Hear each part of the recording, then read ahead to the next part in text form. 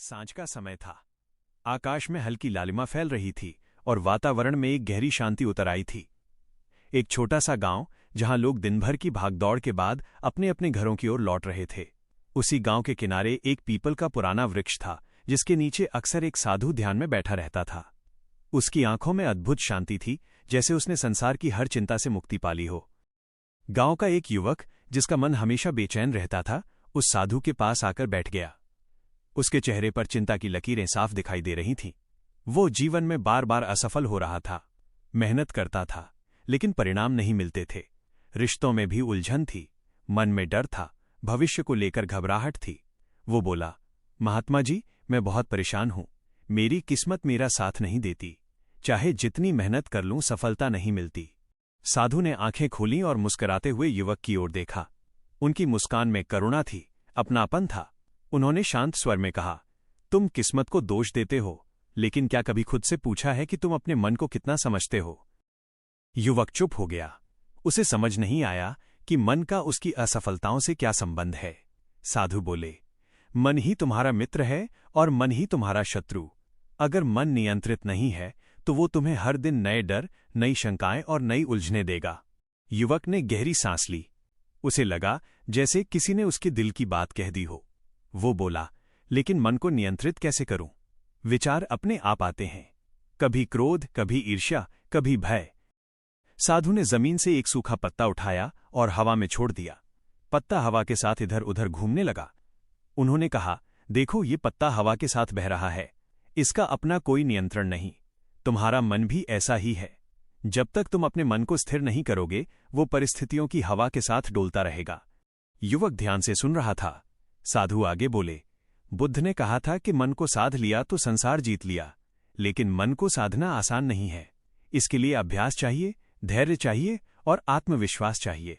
युवक की आंखों में थोड़ी उम्मीद चमकी। उसने पूछा, क्या मैं भी ऐसा कर सकता हूं? साधु मुस्कराए, हर इंसान कर सकता है। फर्क सिर्फ इतना है कि कुछ लोग प्रयास करते हैं और कुछ लोग सिर्फ शिकायत करते रहते हैं। उन्होंने युवक को आंखें बंद करने को कहा। वातावरण में हल्की ठंडी हवा चल रही थी। पक्षियों की चहचहाहट दूर से सुनाई दे रही थी। युवक ने आंखें बंद कीं। साधु ने कहा, अपनी सांस पर ध्यान दो। बस सांस अंदर जा रही है, बाहर आ रही है। कोई विचार आए तो उसे पकड़ो मत, बस जाने दो। शुरुआत में युवक का मन बार बार भटक रहा था। कभी काम की चिंता, कभी परिवार की उलझन, कभी भविष्य का डर। लेकिन थोड़ी देर बाद उसे हल्की शांति महसूस होने लगी। ऐसा लगा जैसे मन का शोर धीरे धीरे कम हो रहा हो। आंखें खोलते ही उसने साधु की ओर देखा। उसके चेहरे पर एक अलग ही सुकून था। साधु बोले, देखा, शांति बाहर नहीं, भीतर होती है। अगर तुम हर दिन थोड़ी देर अपने मन को शांत करना सीख लो तो धीरे धीरे तुम्हारा जीवन भी बदलने लगेगा। युवक ने सिर झुकाकर प्रणाम किया। उसके दिल में पहली बार ये विश्वास जागा कि शायद उसकी जिंदगी भी बदल सकती है। वो समझने लगा कि असली लड़ाई बाहर की परिस्थितियों से नहीं, बल्कि अंदर के डर और भ्रम से है। सूरज अब ढल चुका था। आकाश में तारे झिलमिलाने लगे थे। युवक मन ही मन संकल्प लेकर उठा कि वो हर दिन अपने मन को साधने का अभ्यास करेगा। उसे नहीं पता था कि ये यात्रा आसान होगी या कठिन, लेकिन उसे इतना जरूर पता था कि ये यात्रा उसे खुद तक पहुंचाएगी। गांव से लौटते समय युवक के मन में तरह तरह के विचार चल रहे थे। आज पहली बार उसे लगा कि जीवन की समस्याओं का समाधान बाहर नहीं, बल्कि भीतर छिपा हुआ है। घर पहुंचते ही उसने भोजन किया, लेकिन मन अभी भी साधु की बातों में उलझा हुआ था। रात को जब वो सोने गया तो बार बार वही शब्द याद आ रहे थे, मन ही मित्र है, मन ही शत्रु। सुबह सूरज निकलने से पहले ही उसकी आंख खुल गई। आमतौर पर वो देर तक सोया रहता था, लेकिन आज भीतर से एक अजीब सी ऊर्जा महसूस हो रही थी। उसने आंखें बंद कीं और वही अभ्यास दोहराने लगा जो साधु ने बताया था। सांस अंदर, सांस बाहर। शुरुआत में मन फिर भटकने लगा, लेकिन इस बार वो घबराया नहीं। उसने विचारों को आने दिया और जाने दिया। कुछ ही दिनों में उसने महसूस किया कि उसका गुस्सा थोड़ा कम होने लगा है। छोटी छोटी बातों पर जो झुंझलाहट होती थी वो अब इतनी तीव्र नहीं रही। काम करते समय भी उसका ध्यान पहले से बेहतर रहने लगा।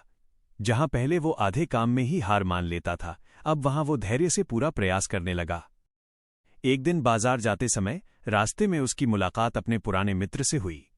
मित्र ने ताना मारते हुए कहा, अरे, आजकल बड़ा शांत दिखाई दे रहा है, कहीं साधु बनने का इरादा तो नहीं?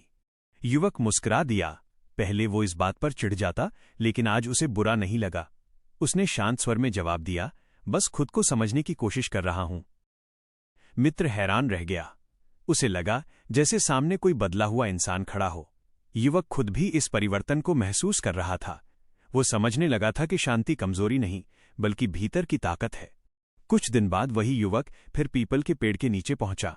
साधु वहीं ध्यान में बैठे थे। युवक ने झुककर प्रणाम किया और बोला, महात्मा जी, मैंने आपकी बताई हुई बातों पर अमल करना शुरू कर दिया है। सच में मन थोड़ा शांत रहने लगा है। साधु ने आंखें खोलीं और प्रसन्न होकर कहा, ये तो शुरुआत है। याद रखो, मन को साधना एक दिन का काम नहीं, यह है जीवन भर चलने वाली साधना है। युवक ने पूछा, लेकिन कभी कभी फिर से नकारात्मक विचार आ जाते हैं, तब क्या करूं? साधु मुस्कराए, जब बादल आकाश में आते हैं तो क्या आकाश गंदा हो जाता है? नहीं, बादल आते हैं और चले जाते हैं। विचार भी ऐसे ही हैं। तुम उन्हें पहचानो, लेकिन उनसे जुड़ो मत। उन्होंने पास पड़ी मिट्टी पर एक रेखा खींची और कहा, ये रेखा तुम्हारे विचार हैं। अगर तुम इस रेखा को पकड़ लोगे तो उलझ जाओगे, लेकिन अगर तुम इसे सिर्फ देखोगे तो मुक्त रहोगे। युवक को बात गहराई से समझ में आने लगी। उसे महसूस हुआ कि जीवन की सबसे बड़ी समस्या ये नहीं कि विचार आते हैं, बल्कि ये है कि हम उनसे चिपक जाते हैं। साधु ने आगे कहा, बुद्ध ने सिखाया था कि दुख का कारण हमारी इच्छाएं और आसक्तियां हैं। जब तुम अपेक्षाएं छोड़ना सीख जाते हो, तब दुख स्वतः कम होने लगता है। युवक ने मन ही मन इस बात को स्वीकार किया। उसने सोचा कि अब वो हर परिस्थिति को स्वीकार करना सीखेगा, बिना शिकायत किए। जब वो वहां से लौटा तो रास्ते में उसे वही बाजार, वही लोग, वही शोर दिखाई दिया, लेकिन भीतर कुछ बदल चुका था। अब बाहर की हलचल उसे उतनी परेशान नहीं कर रही थी। रात को सोते समय उसने महसूस किया कि मन पहले से ज्यादा शांत है। नींद भी गहरी आने लगी थी। सपनों में भी अब डर नहीं, बल्कि हल्की मुस्कान और उजास दिखाई देने लगा था। उसे धीरे धीरे ये एहसास होने लगा कि अगर वो इसी रास्ते पर चलता रहा तो उसका पूरा जीवन बदल सकता है। दिन बीतते गए और युवक का अभ्यास लगातार मजबूत होता गया। अब वो केवल सुबह ही नहीं, बल्कि रात को सोने से पहले भी कुछ समय अपने मन को शांत करने लगा था। धीरे धीरे उसे ये समझ आने लगा कि मन को साधना केवल ध्यान तक सीमित नहीं है, बल्कि हर क्षण जागरूक रहना भी उतना ही आवश्यक है। जब वो चलता था तो कदमों की गति को महसूस करता। जब भोजन करता था तो स्वाद और सुगंध को ध्यान से अनुभव करता। जीवन अब उसे बोझ नहीं, बल्कि एक सुंदर यात्रा लगने लगा था। एक दिन गांव में बड़ा विवाद हो गया। दो परिवारों के बीच पुरानी जमीन को लेकर झगड़ा बढ़ गया। आवाजें तेज हो गईं, लोग इकट्ठा होने लगे, क्रोध और अहंकार हवा में तैरने लगे। युवक भी वहां पहुंचा। पहले होता तो वो भी बहस में कूद पड़ता, अपनी राय थोपने की कोशिश करता, लेकिन आज उसने स्वयं को रोका। उसने दोनों पक्षों की बात शांत होकर सुनी।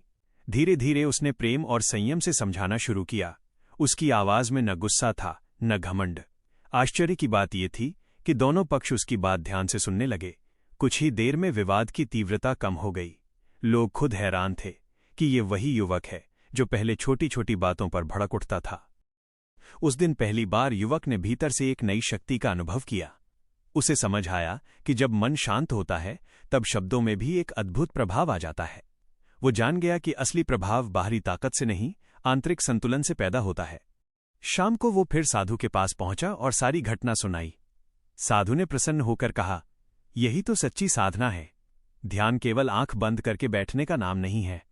जब तुम जीवन की हर परिस्थिति में जागरूक और शांत रहो, तब समझो कि तुम सही मार्ग पर हो। युवक ने पूछा, लेकिन कभी कभी भीतर अहंकार भी आने लगता है कि मैं अब दूसरों से बेहतर हो गया हूं। इस भावना से कैसे बचूं? साधु गंभीर होकर बोले, ये सबसे सूक्ष्म जाल है। अहंकार ज्ञान से भी खतरनाक होता है। जैसे ही तुम्हें लगे कि तुम श्रेष्ठ हो गए हो, उसी क्षण गिरावट शुरू हो जाती है। खुद को हमेशा सीखने वाला समझो, मालिक नहीं। उन्होंने एक उदाहरण दिया, नदी जब बहती रहती है तो निर्मल रहती है, लेकिन जब रुक जाती है तो सड़ने लगती है। इंसान भी जब सीखना छोड़ देता है तब उसका विकास रुक जाता है। युवक ने इस बात को दिल में उतार लिया। उसने संकल्प किया कि वो कभी अपने भीतर घमंड को जगह नहीं देगा। इसी बीच उसके जीवन में एक और परीक्षा आई। जिस काम में वो लंबे समय से मेहनत कर रहा था, वहां अचानक नुकसान हो गया। पहले ऐसा होता तो वो निराश होकर टूट जाता, खुद को कोसता, किस्मत को दोष देता। लेकिन इस बार उसने स्वयं को संभाला। उसने स्थिति को स्वीकार किया और शांत मन से समाधान खोजने लगा। उसे महसूस हुआ कि दुख अब भी था, लेकिन वो उसे अंदर से तोड़ नहीं रहा था। दर्द था, पर पीड़ा नहीं थी। यह फर्क उसने पहली बार समझा। रात को अकेले बैठकर उसने सोचा कि जीवन में सुख और दुख दोनों आते रहेंगे, लेकिन अगर मन स्थिर है तो कोई भी परिस्थिति हमें पूरी तरह हिला नहीं सकती। धीरे धीरे उसके भीतर करुणा भी बढ़ने लगी। वो दूसरों की पीड़ा को ज्यादा गहराई से समझने लगा। किसी की गलती देखकर क्रोध नहीं, बल्कि सहानुभूति उत्पन्न होने लगी। उसे अब यह स्पष्ट दिखने लगा था कि असली परिवर्तन बाहर नहीं, भीतर होता है। जब भीतर का संसार बदलता है, तब बाहर का संसार अपने आप अलग दिखाई देने लगता है। अब युवक के जीवन में एक अलग ही स्थिरता आने लगी थी। पहले जहां हर छोटी बात उसे विचलित कर देती थी, अब वहां वो सहज बना रहने लगा था। लोग उसके इस परिवर्तन को देखकर आश्चर्य करने लगे थे। कुछ लोग उसकी प्रशंसा करते तो कुछ लोग ईर्ष्या भी करने लगे, लेकिन वो इन दोनों भावनाओं से लगभग अप्रभावित रहने लगा था। एक दिन गांव में एक बूढ़ा व्यक्ति बीमार पड़ गया। उसके पास दवा के पैसे नहीं थे और घर में कोई सहारा भी नहीं था। युवक को ये बात पता चली तो उसके भीतर तुरंत करुणा जागी। उसने बिना किसी दिखावे के उसकी मदद की, दवा दिलवाई और कुछ दिनों तक उसकी सेवा भी करता रहा। बूढ़े की आंखों में आंसू थे, लेकिन वे दुख के नहीं, कृतज्ञता के थे। उस रात युवक देर तक सो नहीं पाया। उसके मन में एक अजीब सा सुकून था। उसने महसूस किया कि दूसरों की सेवा करने में जो आनंद मिलता है, वो किसी भी भौतिक सुख से कहीं अधिक गहरा होता है। उसे समझ आने लगा कि जीवन का उद्देश्य केवल अपने लिए जीना नहीं, बल्कि दूसरों के जीवन में भी थोड़ी रोशनी फैलाना है। अगले दिन वो साधु के पास गया और अपनी अनुभूति साझा की। साधु ने मुस्कुराते हुए कहा, जब अहंकार कम होता है तब सेवा स्वतः जन्म लेती है। सेवा कोई कर्तव्य नहीं, बल्कि प्रेम की स्वाभाविक अभिव्यक्ति होती है। युवक ने पूछा, लेकिन कभी कभी मन में ये भाव भी आता है कि लोग मेरी मदद की कद्र नहीं करते। तब मन दुखी हो जाता है। साधु ने शांत स्वर में उत्तर दिया, अगर तुम प्रशंसा की अपेक्षा से सेवा करोगे तो दुख जरूर मिलेगा। सेवा तब शुद्ध होती है जब उसमें कोई अपेक्षा नहीं होती, जैसे सूर्य बिना किसी अपेक्षा के सबको प्रकाश देता है। युवक को ये बात भीतर तक छू गई। उसने समझ लिया कि सच्ची खुशी देने में नहीं, बल्कि देने की भावना में छिपी होती है। धीरे धीरे उसके भीतर क्षमा की शक्ति भी बढ़ने लगी। जो लोग कभी उसका अपमान करते थे, उनसे अब वो मन में कोई कटुता नहीं रखता था। उसे समझ में आने लगा था कि दूसरों की गलतियां अक्सर उनके अपने दुखों का परिणाम होती हैं। एक दिन उसी मित्र से फिर मुलाकात हुई जिसने कभी उसका मजाक उड़ाया था। इस बार मित्र स्वयं परेशान दिखाई दे रहा था। उसके काम में घाटा हो गया था और परिवार में भी तनाव चल रहा था। युवक ने उसे ध्यान से सुना, उसे ढाढ़स बंधाया और शांत रहने की सलाह दी। मित्र की आंखों में आश्चर्य और सम्मान दोनों थे। उस पल युवक ने महसूस किया कि उसका परिवर्तन केवल उसके लिए नहीं, बल्कि दूसरों के जीवन के लिए भी उपयोगी बन रहा है। रात के समय वो अकेला बैठकर आकाश के तारों को देख रहा था। ठंडी हवा चल रही थी। उसके भीतर एक गहरी शांति थी, जैसे मन का सारा शोर अब धीरे धीरे शांत हो चुका हो। उसे लगा जैसे वो पहली बार वास्तव में जीवित है, हर पल को पूरी जागरूकता के साथ जी रहा है। उसने मन ही मन बुद्ध के शब्दों को याद किया, जब मन शांत होता है तब जीवन स्वयं एक ध्यान बन जाता है। उसे अब यह एहसास होने लगा था कि वास्तविक सुख किसी उपलब्धि में नहीं, बल्कि भीतर की स्थिरता में छिपा होता है। समय के साथ युवक के भीतर एक नई स्पष्टता जन्म लेने लगी थी। अब वो अपने विचारों को ऐसे देखने लगा था जैसे कोई बाहर बैठा दर्शक फिल्म देख रहा हो। विचार आते जाते, लेकिन वो उनसे चिपकता नहीं था। पहले जो मन हर समय भविष्य की चिंता या अतीत के पछतावे में उलझा रहता था, अब वो वर्तमान क्षण में टिकने लगा था। एक दिन गांव में बड़ा उत्सव आयोजित हुआ। चारों ओर संगीत, नाच, भोजन और भीड़ का शोर था। युवक भी वहां गया।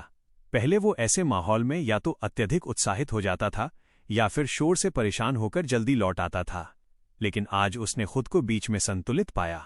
वो आनंद भी ले रहा था और भीतर से शांत भी था। उसे पहली बार समझ आया कि आनंद और शांति एक दूसरे के विरोधी नहीं है। उसी उत्सव में एक छोटी बच्ची रास्ता भटक गई। वो रो रही थी और घबराई हुई थी। युवक ने उसे देखा और तुरंत उसके पास गया। उसने प्यार से उससे बात की, उसे पानी पिलाया और धीरे धीरे शांत किया। कुछ देर बाद उसके माता पिता मिल गए। वे भावुक होकर युवक का धन्यवाद करने लगे। उस पल युवक के मन में एक गहरी तृप्ति उत्पन्न हुई। उसने महसूस किया कि करुणा केवल दूसरों की मदद नहीं करती, बल्कि हमारे अपने मन को भी विशाल बना देती है। कुछ दिनों बाद साधु ने युवक को अपने पास बुलाया। उन्होंने कहा, अब तुम्हारा मन काफी स्थिर हो चुका है, लेकिन याद रखना, अंतिम परीक्षा अभी बाकी है। युवक चौंक गया। कौन सी परीक्षा? साधु बोले, जब जीवन तुम्हें वो सब देने लगेगा जिसकी तुमने कभी इच्छा की थी, तब तुम्हारा संतुलन बना रहना ही सबसे बड़ी चुनौती होगी। कुछ ही समय बाद युवक को एक बड़ा अवसर मिला। उसे एक अच्छा काम मिला, सम्मान बढ़ा, लोग उसकी सलाह लेने आने लगे। गांव में उसकी प्रतिष्ठा बनने लगी। ये वही चीजें थीं जिनके लिए वो कभी तरसता था। शुरुआत में वो भीतर से खुश हुआ, लेकिन साथ ही उसने अपने मन में एक हल्की सी पकड़ भी महसूस की। कहीं न कहीं मन इन उपलब्धियों से जुड़ने लगा था। उसने तुरंत इस बात को पहचाना और स्वयं को सावधान किया। वो साधु की बातों को याद करने लगा, जो मिला है वो भी क्षणिक है। उसने स्वयं से कहा कि वो सफलता का आनंद तो लेगा, लेकिन उसका दास नहीं बनेगा। एक शाम वो अकेला बैठकर अपने भीतर झांक रहा था। उसे एहसास हुआ कि असली स्वतंत्रता किसी चीज को पाने में नहीं, बल्कि उससे बंधे बिना जीने में है। अब उसे ये स्पष्ट दिखने लगा था कि जीवन का हर अनुभव, सुख हो या दुख, केवल सीखने का अवसर है। उसके भीतर एक गहरी कृतज्ञता उत्पन्न होने लगी। वो हर सुबह उठकर जीवन को धन्यवाद देने लगा कि उसे जागरूक होने का अवसर मिला। धीरे धीरे उसके चेहरे पर एक स्थायी सौम्यता आने लगी थी। लोग कहते थे कि उसके पास बैठते ही मन शांत हो जाता है। उसे अब समझ आने लगा था कि शांति कोई लक्ष्य नहीं, बल्कि जीवन जीने का तरीका है। युवक की प्रसिद्धि धीरे धीरे आसपास के गांवों तक फैलने लगी। लोग उसके पास सलाह लेने, मन की शांति पाने और अपने दुख साझा करने आने लगे। वो सबकी बात ध्यान से सुनता, बिना किसी निर्णय के। वो किसी को उपदेश नहीं देता था, बस अपने अनुभव साझा करता था। उसके शब्दों में अब एक गहराई और सादगी थी, जो सीधे दिल को छू जाती थी। लेकिन इसी प्रसिद्धि के साथ एक सूक्ष्म खतरा भी उसके भीतर सिर उठाने लगा था। कभी कभी मन में ये भाव आने लगता कि लोग उसे सम्मान दे रहे हैं, उसकी बातों को महत्व दे रहे हैं। वो तुरंत इस भावना को पहचान लेता और स्वयं को भीतर से खाली करने की कोशिश करता। वह जानता था कि अगर अहंकार फिर से जड़ पकड़ ले तो सारी साधना व्यर्थ हो सकती है। एक दिन अचानक साधु गंभीर रूप से बीमार पड़ गए। पूरा गांव चिंतित हो गया। युवक रोज उनके पास बैठकर उनकी सेवा करता, उन्हें पानी पिलाता, उनके चरण दबाता। साधु की आंखों में अपार स्नेह था। उन्होंने धीमे स्वर में कहा, अब समय आ गया है कि तुम अपनी यात्रा अकेले आगे बढ़ाओ। युवक की आंखें भर आईं। आपके बिना मैं कैसे मार्गदर्शन पाऊंगा? साधु मुस्कराए, सच्चा गुरु बाहर नहीं, भीतर होता है। मैंने सिर्फ तुम्हें तुम्हारे अपने भीतर झांकना सिखाया है। कुछ दिनों बाद साधु शांत होकर इस संसार से विदा हो गए। पीपल के वृक्ष के नीचे वही स्थान अब खाली लग रहा था, लेकिन उस खालीपन में भी युवक को एक गहरी उपस्थिति महसूस हो रही थी। उसे लगा जैसे साधु अब भी मौन रूप से उसका मार्गदर्शन कर रहे हों। शुरुआत में उसे थोड़ी उदासी हुई, लेकिन उसने उस उदासी को भी जागरूकता के साथ स्वीकार किया। वो जान गया कि विरह भी जीवन का हिस्सा है, उससे भागना नहीं, उसे समझना चाहिए। अब युवक अकेले ही ध्यान करता, अकेले ही लोगों का मार्गदर्शन करता और अकेले ही अपने भीतर की यात्रा को आगे बढ़ाता। एक रात गहरे ध्यान में उसे एक अद्भुत अनुभूति हुई। उसे लगा जैसे उसके भीतर और बाहर की सीमाएं मिट रही हैं। वो केवल शरीर या नाम नहीं रहा, बल्कि एक विशाल चेतना का हिस्सा बन गया। शब्दों में उस अनुभव को बांधना कठिन था, लेकिन उस क्षण उसे पूर्णता का स्वाद मिला। उसके भीतर भय लगभग समाप्त हो चुका था। मृत्यु का डर, असफलता का डर, अकेलेपन का डर, सब धीरे धीरे पिघलने लगे थे। अब वो हर इंसान में स्वयं को देखने लगा था। किसी का दुख उसे अपना दुख लगता, किसी की खुशी उसकी खुशी बन जाती। उसे समझ आ गया था कि प्रेम कोई भावना नहीं, बल्कि अस्तित्व की स्वाभाविक अवस्था है। उसकी चाल में शांति थी, उसकी आंखों में करुणा थी और उसके शब्दों में सत्य की सरलता थी। अब युवक का जीवन पूरी तरह एक शांत प्रवाह बन चुका था। उसके दिन सरल थे, लेकिन भीतर अपार समृद्धि थी। वो सुबह सूर्योदय के साथ उठता, कुछ समय मौन में बैठता, फिर लोगों की सहायता में लग जाता। न उसके भीतर किसी उपलब्धि का गर्व था, न किसी कमी का दुख। वो जैसा है उसी में पूर्ण था। लोग अब उसे केवल एक व्यक्ति नहीं, बल्कि शांति की अनुभूति मानने लगे थे। जो भी उसके पास बैठता, उसका मन अपने आप हल्का हो जाता। कई बार लोग उससे पूछते, आप इतना शांत कैसे रहते हैं? जीवन की समस्याएं आपको परेशान क्यों नहीं करती? वो मुस्कुराकर इतना ही कहता, समस्याएं आती हैं, लेकिन मैं उनसे लड़ता नहीं, मैं उन्हें समझता हूं। एक दिन वही युवक, जो कभी बेचैन, डरा हुआ और असफलताओं से घिरा रहता था, पीपल के उसी वृक्ष के नीचे बैठा था। हवा हल्की हल्की चल रही थी। पत्तों की सरसराहट में उसे साधु की मौन शिक्षा सुनाई दे रही थी। उसने आंखें बंद की और भीतर उतर गया। उसे अब स्पष्ट अनुभव होने लगा था कि शांति कोई बाहरी वस्तु नहीं जिसे पाया जाए, बल्कि हमारी मूल प्रकृति है, जिसे केवल याद करना होता है। कभी कभी गांव के बच्चे उसके पास आकर बैठ जाते। वो उन्हें कहानियां सुनाता, खेलता, हंसता। उसकी सरलता में कोई बनावट नहीं थी। वो जीवन को वैसे ही स्वीकार करता था जैसा वो है। उसके भीतर अब किसी प्रकार की तुलना नहीं बची थी। न वो खुद को बड़ा मानता था, न छोटा, न किसी से प्रतिस्पर्धा, न किसी से ईर्ष्या, केवल स्वीकार, प्रेम और जागरूकता। एक शाम सूर्य अस्त हो रहा था। आकाश सुनहरे रंगों से भर गया था। वो उस दृश्य को मौन भाव से निहार रहा था। उसके भीतर एक गहरी कृतज्ञता उमड़ रही थी, जीवन के लिए, संघर्षों के लिए, गुरु के लिए और उस जागरूकता के लिए जिसने उसे स्वयं से मिला दिया। उसे याद आया कि कभी वो भी यही सूर्य देखकर चिंता करता।